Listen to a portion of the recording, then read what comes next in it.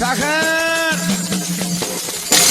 சஹர் சஹர் லா இலாஹ இல்லல்லாஹு லா இலாஹ இல்லல்லாஹ்.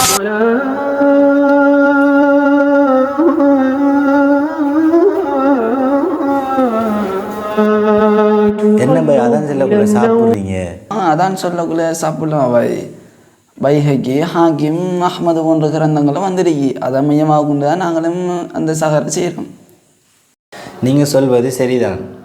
இருந்தாலும் அந்த தகவலில் யார் சொன்னாதான் எதற்காக சொல்லப்பட்ட அதான் என்ற ஒரு தெளிவில்லாமல் உள்ளது.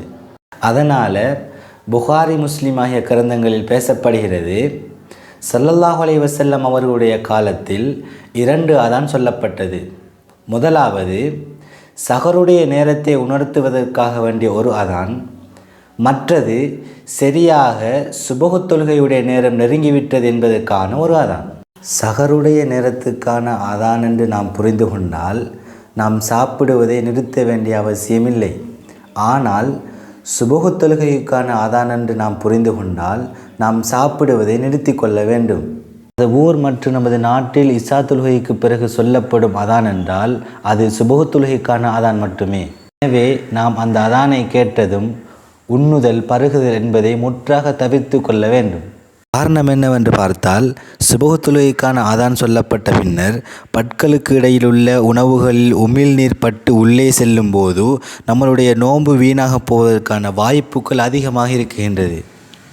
எனவே சஹர் நேரம் என்பது வெறுமனே உண்டு பெறுவதற்கான நேரம் மட்டுமல்ல, தொழுகை, திக்ர், ஸலவாத்து, பிரார்த்தனை போன்ற வணக்கங்களுக்குமான நேரம் என்பதை நாம் கவனத்தில் கொள்ள வேண்டிய விடயமாக இருந்து கொண்டிருக்கின்றது.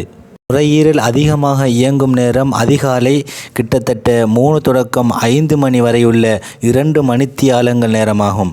நுரையீரலானது தூங்கும்போது இயங்குவதை விட நாம் விழித்திருக்கும் போது சிறப்பாக இயங்குவதாக வைத்திய ஆய்வாளர்கள் கூறுகின்றார்கள்.